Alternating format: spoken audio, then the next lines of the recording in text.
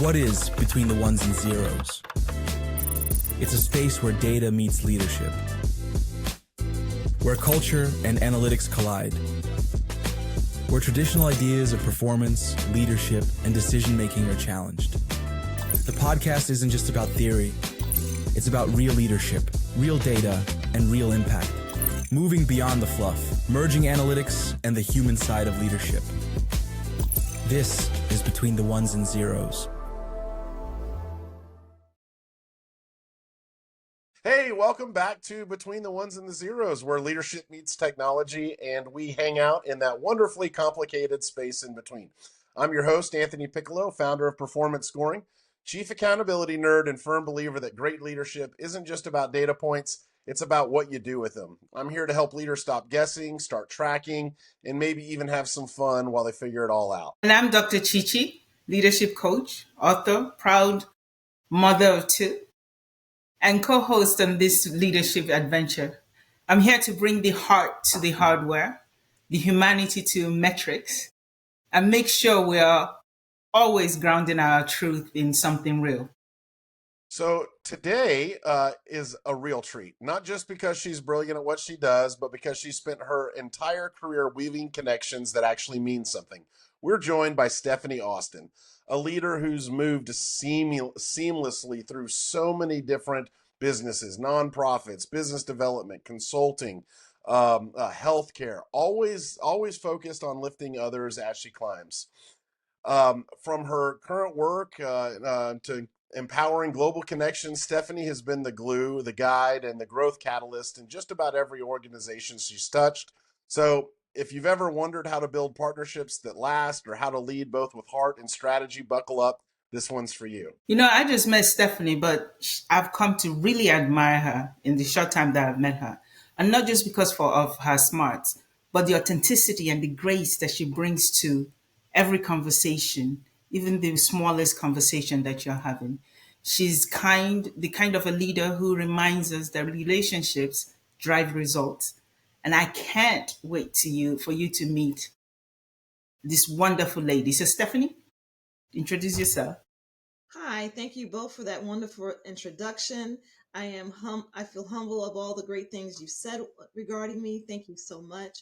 My name is Stephanie Austin, and as it was mentioned, I have worked in the healthcare industry for 20 plus years. I am currently the Executive Director of Global Chamber, Dallas-Fort Worth. I am the CEO of Austin Global Solutions, and I also am a consultant on several other initiatives such as healthcare consulting, nonprofit and for-profit. And I am very excited of being here, and I thank you all for the opportunity. Awesome. Welcome aboard. Yeah. ChiChi, you want to take us off? Yes. Stephanie, you just rattled off a whole bunch of things that you do. Yes. I'm thinking we all have 24 hours. How? But what is leadership to you? And looking through all your hats that you wear on a daily basis. Right. Leadership to me is about a person who's authentic, a servant leader, God-fearing. I have always, from the time I started working, people knew that I serve and love the Lord. And if you're a servant leader, you're going to have that compassion, integrity. So having integrity as a leader, compassion, humility, empathy, compassion, and willing to collaborate. I'm a collaborator as well as a partner. I love it. There's a lot of verbs and adjectives in there. So I want to pull on one. How do you lead with humility? Oh, it's such a good question, ChiChi. I would say that you have to be willing to do what you ask others to do. And not just in words alone, but in your action. And that's how I lead with humility. And Anthony, bear with me. This is a very, very important one because we live in a world where humility is considered weakness. Sad. True, but sad. So how do you circumvent that, especially as you go up higher and everybody is expecting you to be firm, director, but you come humility, which you should do. How do you reconcile the reality of what we should be doing and the expectation of the world that we live in. But ChiChi, it's funny that you asked that. I was a VP of operation in a large healthcare system. And as you mentioned, people look at you as a VP, executive, senior leader. You have to be stern, firm, unapproachable. But that was not my style. And because that was not my style, even staff from other divisions would come talk to me because they heard my team state Stephanie is very approachable. I have humility. Humility is not weakness. I would say humility shows a strength. Mm-hmm. And so therefore, I know when to stand firm, but I also know how to be humble. And every battle is not meant to be fought. And so therefore, you have to pick and choose your battles and be prayerful about it. Two key things you stated just there, and I hope every leader can catch this. You know when to fight and when not to. Yes, Humility truly is not weakness. It's knowing when to do what. absolutely. It's knowing when to say no with firmness. You don't have to yell to be effective. You just can say no with firmness, and that's humility. And understanding, people understanding that humility is not being a doormat where everybody can walk over you and you just give up because you don't want to ruffle any feathers. Is using calmness, is strength in calmness, in restraint. Absolutely. That's humility. I would Thank you also for say, that. I needed to pull on that thread. I no love it. problem. I love it. Well, and Stephanie, you've led teams right through growth at all stages, right? Big change and big challenges. In your view, what separates a good leader from a truly great one? And you've both been a leader and you've been led, and in that experience, what's the separation between that good leader and that great leader? I would say the separation is being able to say when you're wrong. Mm. Many leaders will not say that they made a mistake or they've dropped the ball. I've seen many leaders point blame to someone else. If my team dropped the ball, we dropped the ball. It's not about a specific person who did it. We all dropped the ball. It's not a blame shifting. Not saying that I think everyone should be accountable for what you do. However, it's not about blame. Be open and honest. Own it. And I tell my team how my team has been successful. I said, you need to own your role. Just like some people rent houses and some people own rent apartments and then There's a own difference. homes. When you rent, you don't take care of it. Well, I won't say it as a general statement. People don't take care of some things that they rent versus what you own. When you own it, you own it. It's so analogous. I mean, we've all rented cars. Do we not just drive that rented car like into the ground? But if you bought Yeah. that car that you rented, you're gonna take the corner a little softer, gonna care for it a little bit more, more deeply. Yeah, absolutely. So don't drive your people like you drive rental cars. Let's talk a little bit on that Okay. taking ownership, Yeah. right? Taking ownership, there's this thing about solve the problem before you assign blame, Absolutely. right? It's not in the minute that the problem is still existing that you waste energy finding out who did it. Absolutely. Absolutely. So being able to say, okay, we're all in this, let's solve the problem, and then go back in retrospect, okay, what can we learn from here? Yes. You're still finding out who did it, Mm-hmm. but not in an accusatory format. Is in a format, how do we learn? Because the difference between people that do great and do great things and not because they don't make mistakes, is because they learn from the mistakes that they make and Yes. don't make it twice. Absolutely. One other thing I want to share with that Anthony mentioned, or either you asked the question, is what makes you the difference between a good leader and an excellent leader? An excellent leader empowers your team. You tell them, you empower them, go ahead and lead. You're going to make some mistakes, but be able to pivot, self-correct and move forward. And for me as a leader, when people have led me that way and empowered me to just move on and just handle it, Stephanie, I trust when you empower your team, you're saying, I trust you. Right. If you hired them, you trust them. If you inherit them, you look and evaluate where their weaknesses are and give them the tools to be successful. Empowering your team makes the difference between a good and an excellent leader.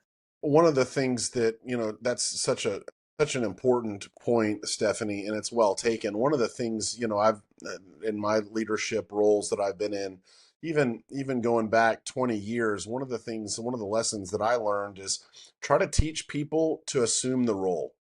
That's one of the ways that I think that you can identify leaders is from people who haven't maybe been named the position.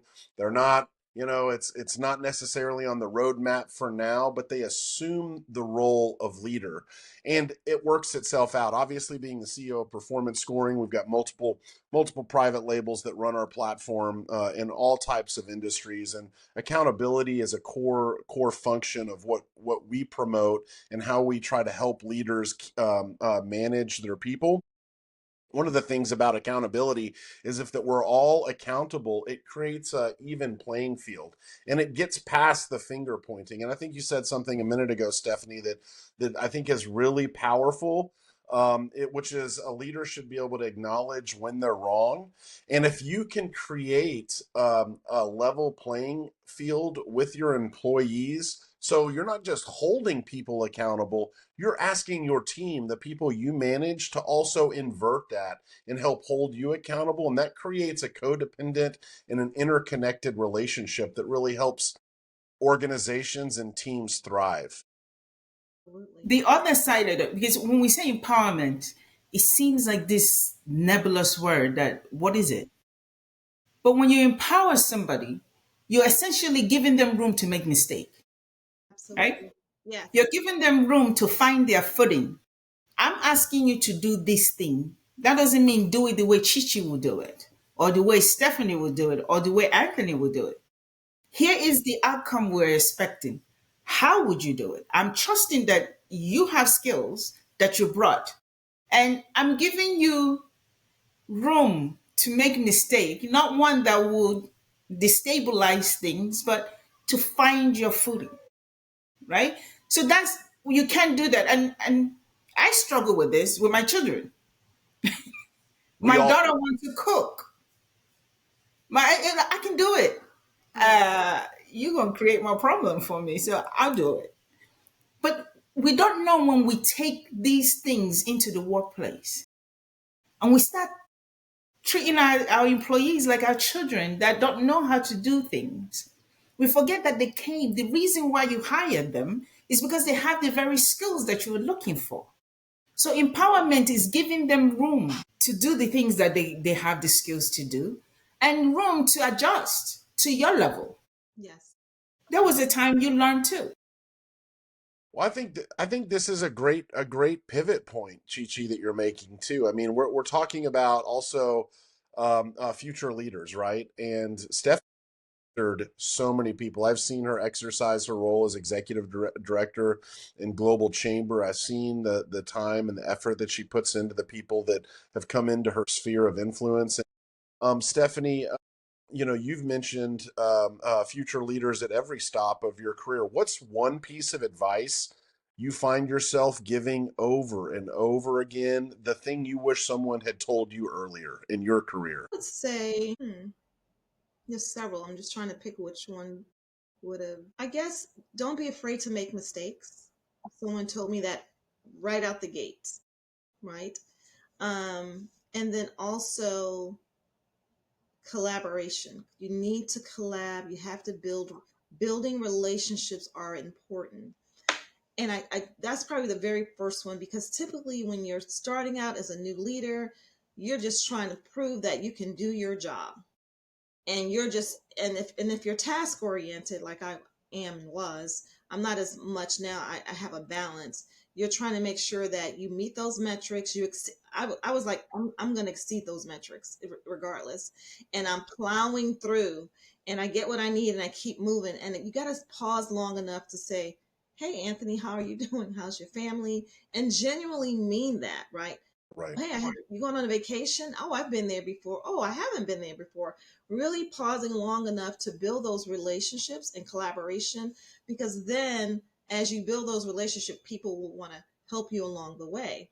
Not saying that I didn't have people wanting to help me, but I was just a mover and a shaker. I'm like, I'm trying to make this happen, and I'm friendly. Hey, how you doing? Good to see you. But then pausing long enough to build those relationships and building long time relationships, because you'll always need those people later on in life. And I didn't realize that, you move from one organization, you go on, you may stay in touch with one person, but there's so many people that I came in contact, great people throughout my years, and just slowing down long enough to be able to partner, collaborate, and build a relationship with them out. Yeah. One of the things that I've come to learn as a task oriented person, if you give me the task, all I see is the end line and do what it needs to take. Yes. And the side of building relationship is not just reaching out and talking to people. That's great. It's also understanding how those people operate, Yes. right? So Absolutely. for instance, if you give me a task, I don't want to miss that deadline. So for me, it's nothing to just lock in and get it done. Knock it out. Just Yes. rest on the other side of it. Right. I had to learn that I can drive others the same way because that's not who they are. That's right. The Absolutely. question is, here is the goal. We need to accomplish this here. How are you going to fulfill it? Go do it.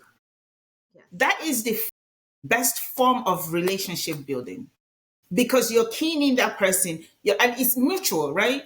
We need to get to this point. This is how ChiChi would do it. Hmm. How do you want to do it? Knowing that this needs to be done. Isn't it? Not only are you building connectivity, you're building trust. Yes, for sure. This is really interesting because now I almost feel like we're at the intersection of how to align behavioral profiles, personality profiles, inside ChiChi. I know that you've been big in Clifton Strengths and some other.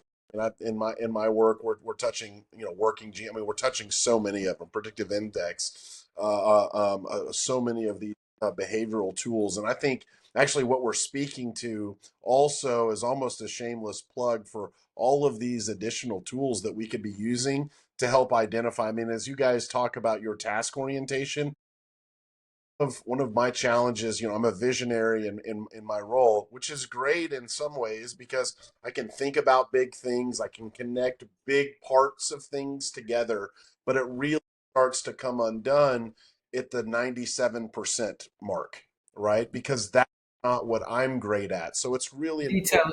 it's right. It's really important for me to align those people around me to help integrate that vision into, well, unfortunately or fortunately, the reality, right? Like where the things actually get across the finish line.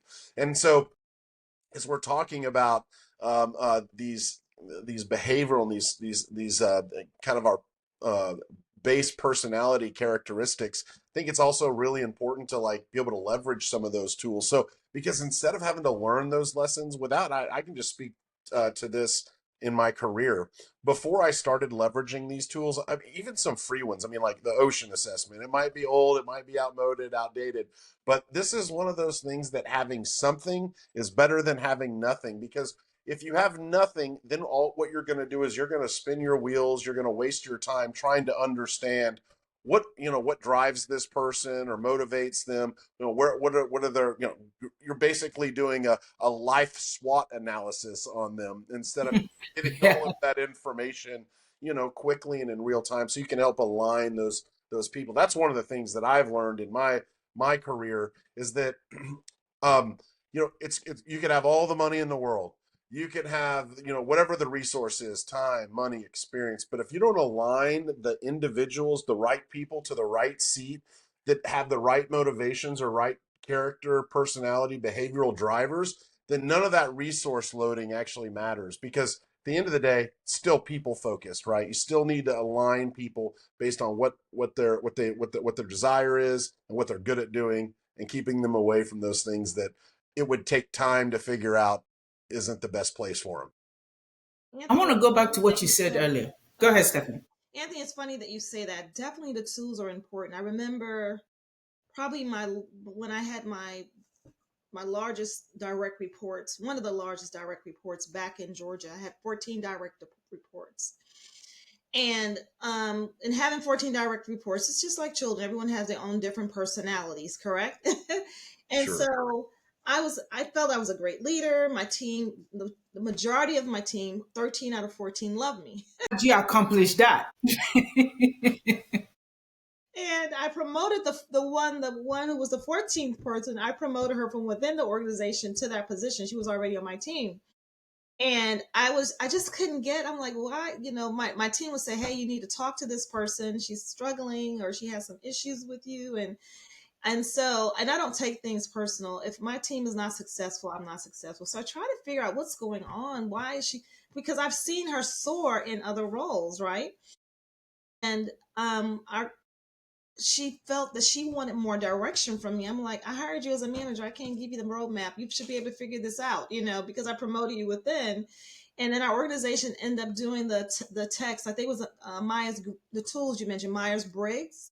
Mm-hmm. And then when I looked at her Myers-Briggs, she I don't think I'm a blue. I don't remember what color I was, but I'm the rah-rah cheerleader, but I'm also data too. So I'm close. I have two colors that is very close analytical.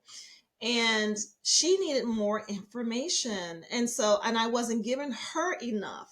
The other team members fell in different colors. So therefore they felt they were getting what I needed. In my mind, I thought, well, I don't know why I hired you as a manager if you need me to write this out for you.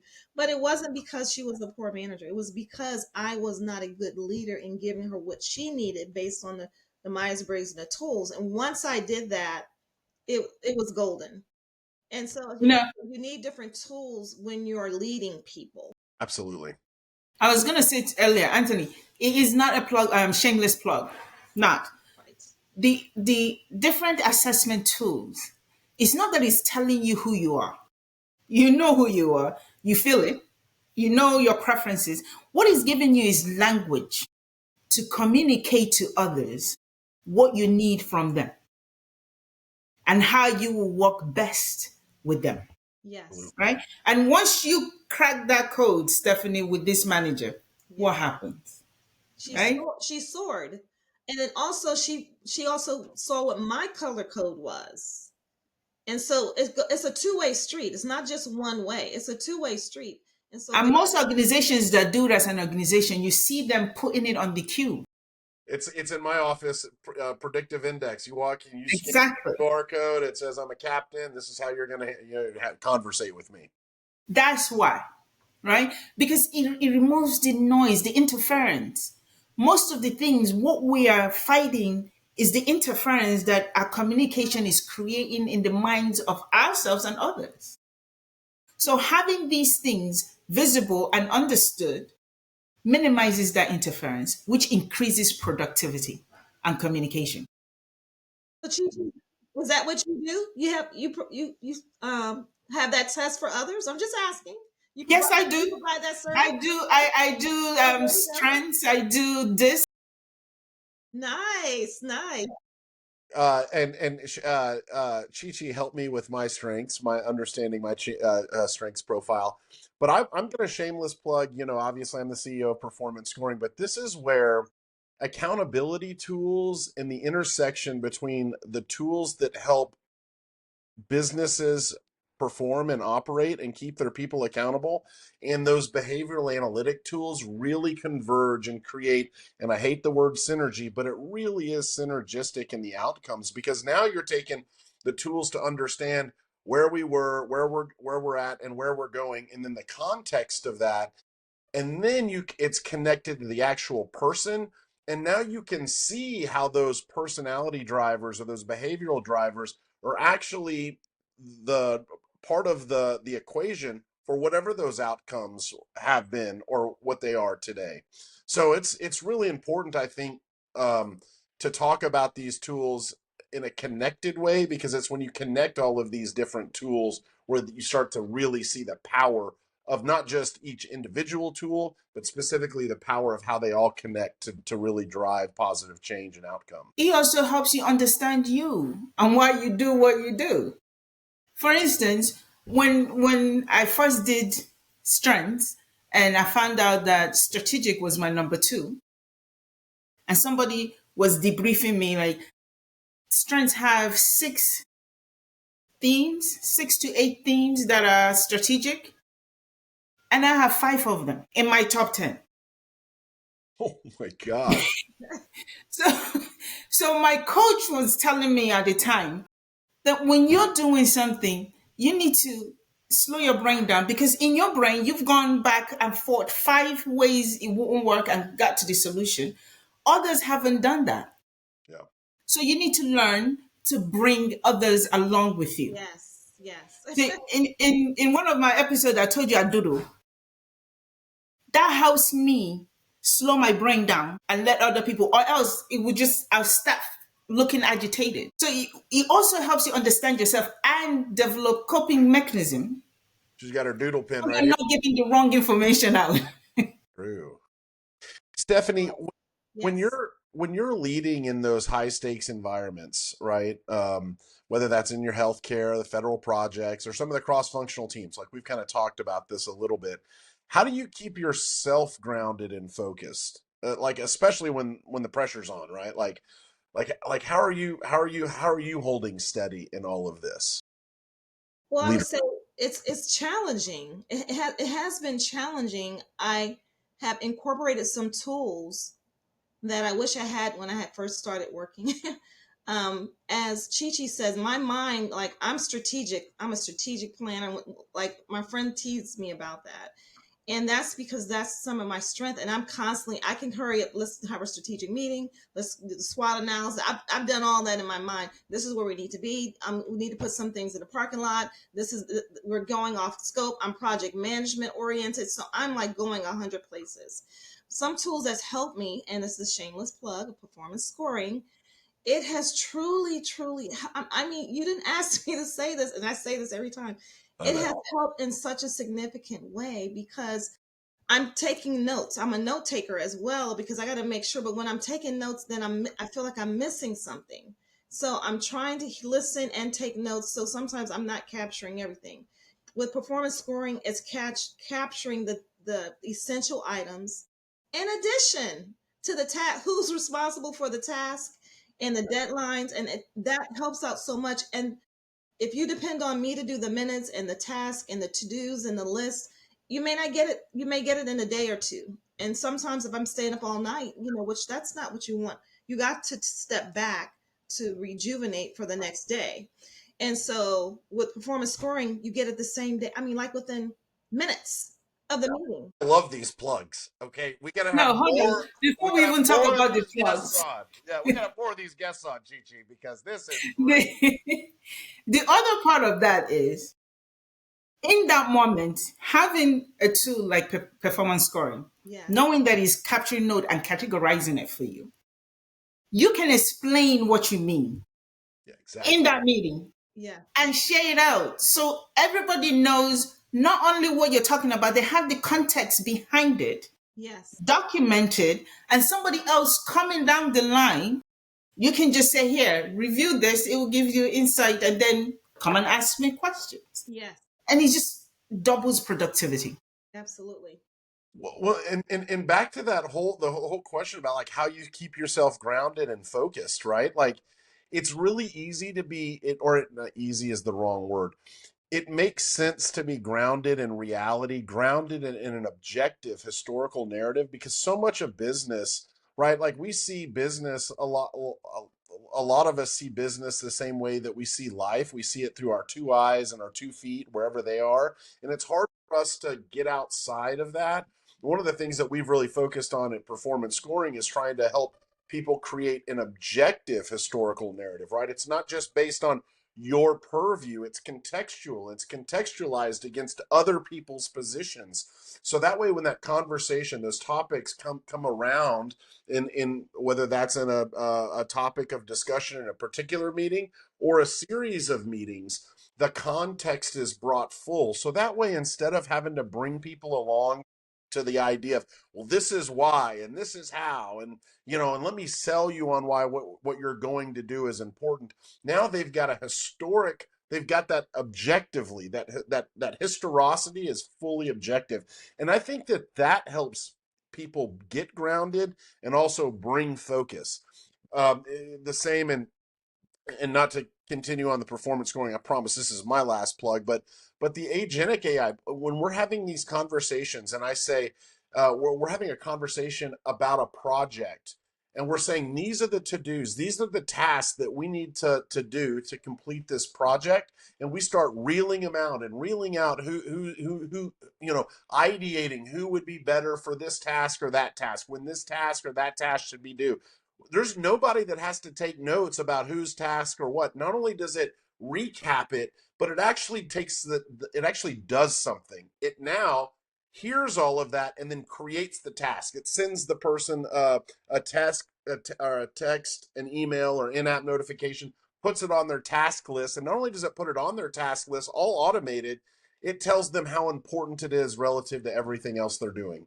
And just think of like how that lifts a burden off of people to Yes. refocus, because so much of our time when we talk about words like focus and talk about loaded words there, ChiChi, right? Like some people are focus a lot better than others, right? And some people think more deeply about things than others. Well, if that necessity is removed or muted in some way, it creates time for those same people to go about their day, their business in a more effectual way. And so that's kind of like our heart in it. But I love what you're saying, Stephanie, about how Hold on. I have to clarify something else in there. Also, clarity down the line, yes. right? You can take that task and give it somebody down the line, and it's not diluted. I worked for an organization earlier in my life where the general manager at the time will have a meeting with his direct report. Nobody will ask question, and after that, they'll go have a meeting to come to a consensus what they heard him say. And imagine that. So now imagine what each department head went and told their individual teams, right? So this one you can just pass it down to the the team, remove what you need to remove that lower the other people don't need to see, and there's congruency down the line, Yeah. which is the biggest problem many organizations have. How do you make decisions known all the way to the bottom and back up, right? So that solves that problem too. Go ahead, Anthony. I had to add that. I was going to say, one of the things also, I'm talking about performance scoring. I'm going to swear I'm done, but like when tasks move, not only so there's a lot of things inside of a to do or task. There's obviously when you're supposed to start it, when you're supposed to complete it, and there's everything about the task. We talk about accountability. When people are accountable to themselves first, their completion, their response to that is much better, much greater. And being able to see how the goalposts move, see where I handed this part of the task off to Stephanie, and Stephanie handed it to ChiChi.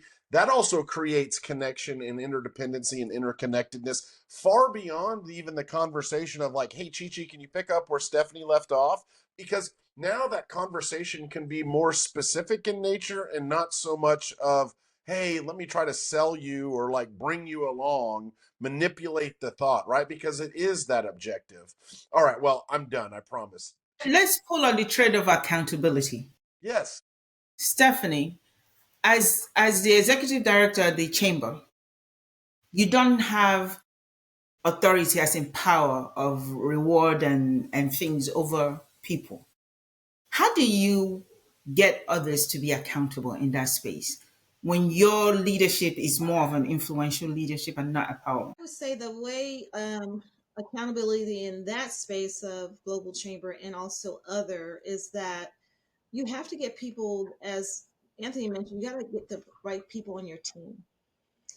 If you don't have the right people on your team, they're just there for just to be there alone, or then it's hard, and it all depends on the organization. If someone's volunteering their time, they're volunteering their time. However, you still have to hold them accountable because they have agreed to participate and to be on the board, and so these are our expectations.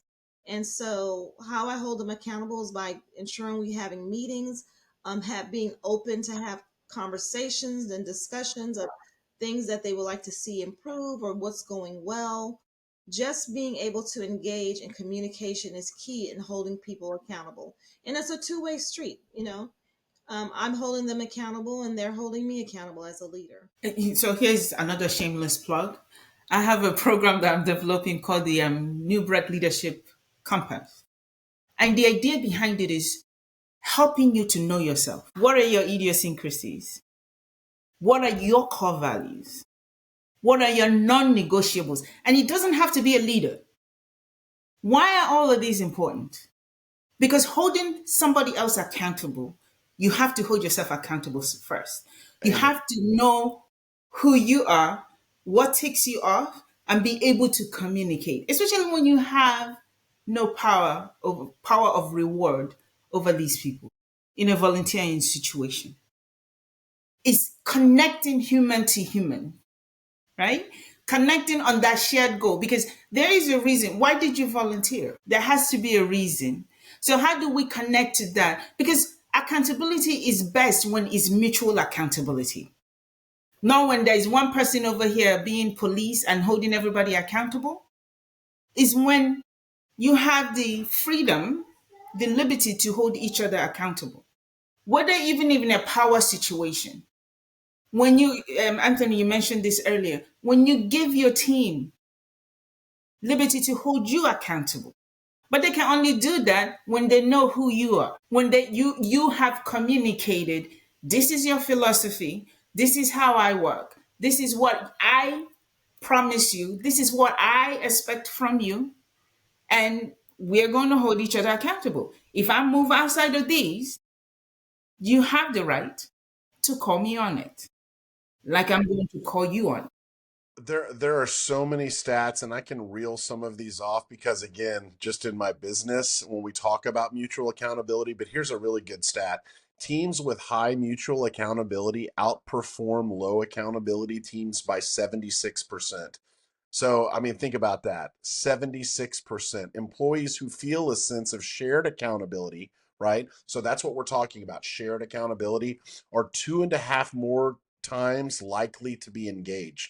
Engagement is the driver of how people perform in business. And this gets into culture and trust issues too, right? Accountability does. This isn't just like, let's just segment this into performance, right? Accountability. It gets directly into trust. We know organizations with a culture of mutual accountability, right? So this is what we sell in performance scoring. We've built a tool that helps organizations create that culture and maintain that culture of mutual accountability. They report 50% higher trust scores.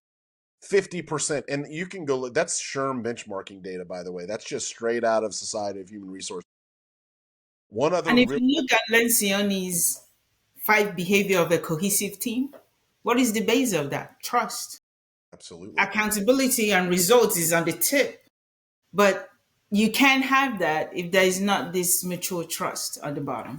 Well, and you know, Stephanie, you've had so many positions where you've been in charge of large and projects, and we've talked about your where you had a lot of direct reports. That's not all your reports; those are just the people that directly reported to you, and that's a pretty high number. One of the things that we like EOS, I mean, there are a lot of different business operating systems out there. They specifically try to encourage organizations to limit the number of direct reports, not Yeah, lit just five. Five is the Yeah, no more than five because yeah. I had 208. I had 300 FTEs under my 14, so I had 300 FTEs. absolutely. But Well, this five is five is the five is the number direct report that is the best practice for a yeah. leader to manage. Well, PMI they have a stat that we use when we try to when we're discussing why this is important. Mutual accountability. So this is specifically just around projects. Mutual accountability increase project success rates by more than 40%.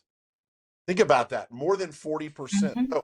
So in some ways, your account. This is why we tell teams or organizations why it's so important to have these mutual accountability tools. I mean, obviously, you're going to drive engagement, and engagement itself is going to drive performance, but it gets past that. It gets into the meat of business and meat of how people collaborate and do business with each other. I mean, obviously, it also impacts innovation and how people create, right? Mutual accountability. There's a direct correlation between accountability, engagement, and innovation. It's really interesting, just the confluence of all of these things together. And I would say this. I mean, this is kind of like just to wrap this whole thought, but mutual accountability. I'm sorry, mutual accountability isn't just a nice like to have, right? It's a performance multiplier. So that's what we're actually saying. Mutual accountability is a performance multiplier. When people feel ownership for the whole, not just their piece, like trust deepens, engagement rises, and work gets better. It's not about I'm watching you, it's about we've got this together. And that's what we're really trying to work for and work toward. Okay, so as we are wrapping up, I'd like to share about my business, Austin Global Solutions. Absolutely.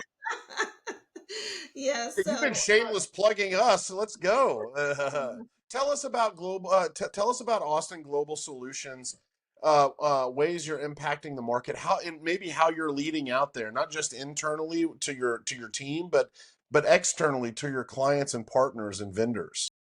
absolutely. I want to say Austin Global Solution has been fortunate to meet people through Global Chamber that has been able, Global Chamber Dallas Fort Worth, shameless plug, that have been able to either provide partnership or customers. And also Global Solutions, what we provide is back office support for organizations.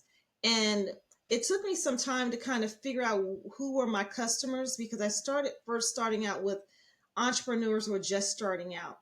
And entrepreneurs who are just starting out, they do need the service, but sometimes the money is not working, right? Yeah. And so, but I had packages as well that to accommodate, because I know how important that person needs back office support. And so many times when people hear back office support, they immediately go to executive administrative assistant. It's not just that I provide.